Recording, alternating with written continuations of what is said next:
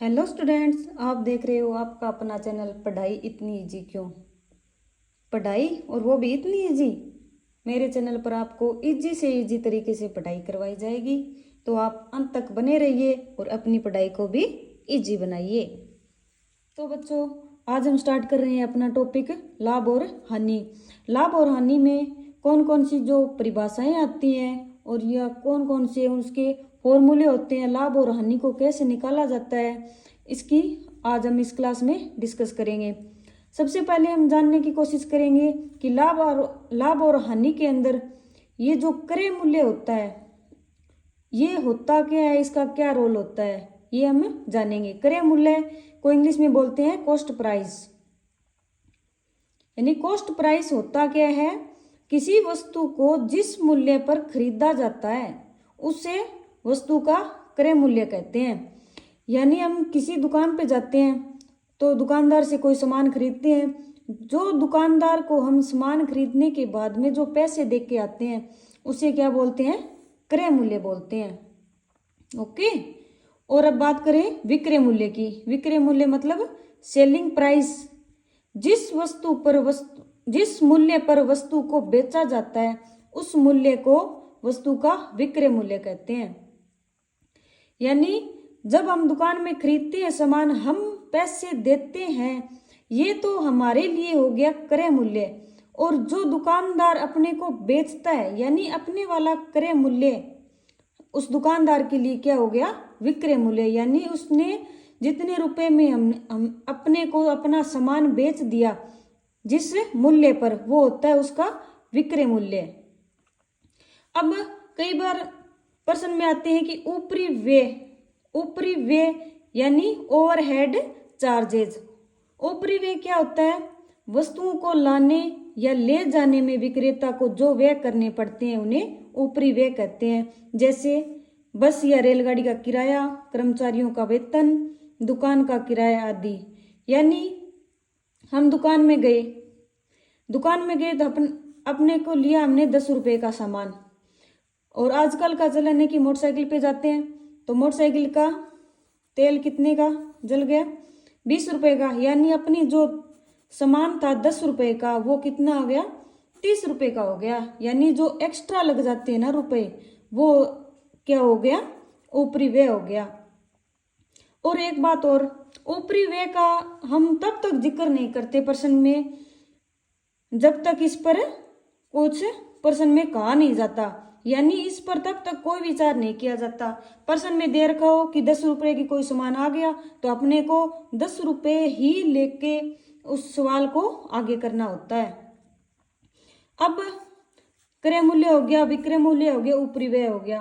अब बात करते हैं अपन प्रश्न अपने जो मेन टॉपिक है, यानी लाभ और हानि। लाभ और हानि होती क्या है, जब वस्तु को उसके क्रय मूल्य से अधिक मूल्य पर बेचा जाता है तो इस स्थिति में लाभ होता है। यानी हमने सामान कितने का खरीद लिया, 20 रुपए का सामान खरीद लिया और हमने 25 रुपए का बेच दिया उसको, तो हमें कितने रुपए का फायदा हुआ, 5 रुपए का। ये जो 5 रुपए का फायदा हुआ ना, ये बोलते हैं अपन लाभ बोलते हैं। और लाभ को इंग्लिश में बोलते हैं प्रॉफिट। प्रॉफिट का पी को ले लिया, यानी लाभ को पी से दर्शाएंगे हम। और इसी प्रकार हानि, जब वस्तु को उसके क्रय मूल्य से कम मूल्य पर बेचा जाता है तो इस स्थिति में हानि होती है। यानी ज्यादा में खरीद लिया और कम में बेच दिया तो अपने घर से जो रुपए लगते हैं उसको क्या बोलते हैं, हानि बोलते हैं। और हानि को इंग्लिश में लॉस बोलते हैं, और लॉस का एल ले लिया तो हानि को एल से डिनोट करेंगे।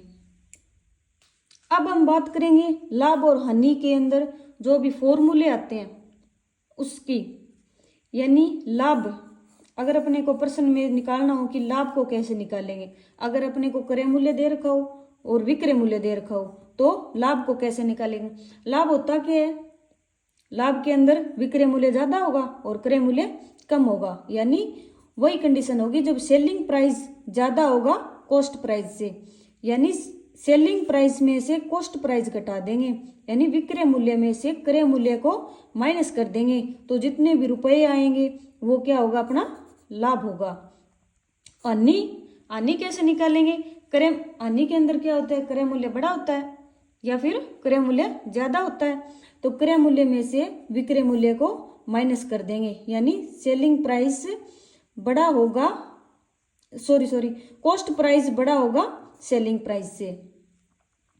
और लाभ प्रतिशत निकालना हो, लाभ प्रतिशत, तो लाभ प्रतिशत निकालने का फॉर्मूला क्या होगा, लाभ प्रतिशत निकालना है तो लाभ को ऊपर लेंगे, और प्रतिशत किसी भी वस्तु का प्रतिशत निकालना तो वो हमें हमेशा ही क्रय मूल्य पर निकालते हैं, तो लाभ ऊपर ले लेंगे और बटे में क्रय मूल्य, और प्रतिशत यानी गुणा में 100 लगा देंगे, शत मतलब 100, लाभ बटे क्रय मूल्य गुणा 100%।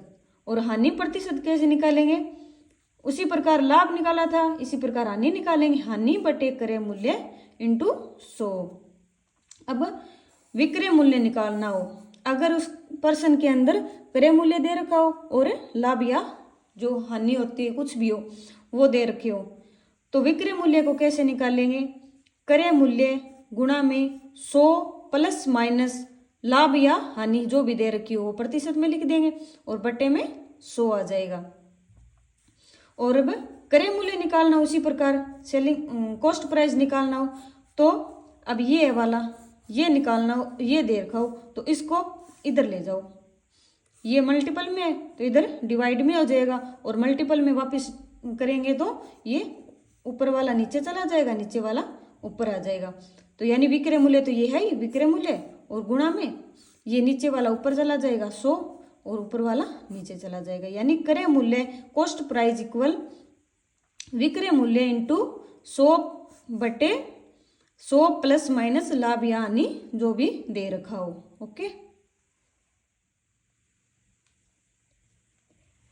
चलो तो अब हम इसकी परिभाषाएं देख ली हमने लाभ और हानि में, और इसके फॉर्मूले देख लिए, तो चलो हम अब क्वेश्चन आंसर करके देखते हैं। अपना पहला क्वेश्चन है, किसी वस्तु का क्रय मूल्य अगर 500 रुपये है तथा इसे 600 रुपये में बेचा जाता है तो लाभ या हानि ज्ञात करो, यानी इसका क्रय मूल्य तो दे रखा है 500 रुपये और बेचा जाता है यानी विक्रय मूल्य कितना दे रखा है 600 रुपये, तो लाभ या हानि यानी इस क्वेश्चन के अंदर लाभ हुआ या हानि हुई वो ज्ञात करनी है। सबसे पहले तो अपने देखते हैं कि क्रय मूल्य क्या दे रखा है, क्रय मूल्य कितना दे रखा है 500 रुपये, ठीक है, और विक्रय मूल्य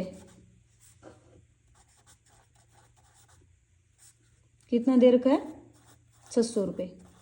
अब बताओ मेरे को क्रय मूल्य बड़ा है या विक्रय मूल्य, सीधा सीधा दिख रहा है अपने को 600 रुपये ज्यादा है 500 से, यानी विक्रय मूल्य बड़ा है। जब विक्रय मूल्य ज्यादा होता है यानी कम में खरीद के और ज्यादा में बेच देते हैं तो क्या होता है अपने को, क्या होता है लाभ, और लाभ को कैसे निकाला जाता है, विक्रय मूल्य माइनस क्रय मूल्य। अब विक्रय मूल्य कितना है 600 और 600 में से माइनस कितना करेंगे 500, यानी 100 रुपये का क्या हुआ लाभ हुआ, यानी इस पर्सन के अंदर या इस ये जो सौदा हुआ है उसके अंदर कितना हुआ 100 रुपये का लाभ हुआ अपने को। अब नेक्स्ट क्वेश्चन देखते हैं, एक आदमी एक खिलौना 25 रुपये में खरीदता है, यानी क्रय मूल्य कितना है 25 रुपये, और उसे 30 रुपये में बेच देता है, यानी विक्रय मूल्य कितना हुआ 30 रुपये, तो उससे कितने प्रतिशत का लाभ हुआ। तो सबसे पहले तो हम देखते हैं कितने प्रतिशत लाभ हुआ, यानी निकालना क्या अपने को लाभ प्रतिशत, और लाभ प्रतिशत का फॉर्मूला आपको पता ही है क्या होगा, लाभ बटे क्रय मूल्य गुणा 100%। अब बात आ गई, इसमें तो लाभ दे रखा है, यहाँ पे लाभ है और प्रश्न में तो लाभ है ही नहीं, तो लाभ को सबसे पहले क्या करेंगे, लाभ को निकालेंगे। लाभ कैसे निकाला जाता है, selling price minus cost price. Selling price कितनी है, यानी विक्रय मूल्य कितना है अपना 30, और कॉस्ट प्राइस यानी क्रय मूल्य ये कितना है 25, यानी 5 रुपये का लाभ हुआ इसमें। और लाभ प्रतिशत, लाभ प्रतिशत को कैसे निकालेंगे, अब ये जो फॉर्मूला है अपना, इसमें हम मान रख देंगे लाभ प्रतिशत, लाभ कितना है 5 रुपये और क्रय मूल्य कितना है ये 25, और गुणा में 100%। अब कट करना तो आपने को आता ही है, 5 से डिवाइड किया, 5 एकम 5, और 5 को 5 से मल्टीप्लाई किया 25। अब 100 के अंदर 5 का भाग दिया, कितना आया 20, और ये प्रतिशत आ गया। यानी 25 रुपये में कोई सामान खरीद के 30 रुपये में बेचा जाता है, तो उसको लाभ तो कितना हुआ 5 रुपये का, और लाभ प्रतिशत यानी लाभ को प्रतिशत में बदलेंगे, वो भी 25 रुपये में खरीद कर, तो वो कितना आएगा 20%। ओके, समझ में आया। अगर आपको मेरा पढ़ाया हुआ समझ में आया तो चैनल को लाइक करें, सब्सक्राइब करें, कमेंट करें, शेयर करें और ज़्यादा से ज़्यादा स्टडी करें। आज के लिए इतना ही, और नेक्स्ट क्लास में हम इसके आगे के क्वेश्चन सोल्व करेंगे।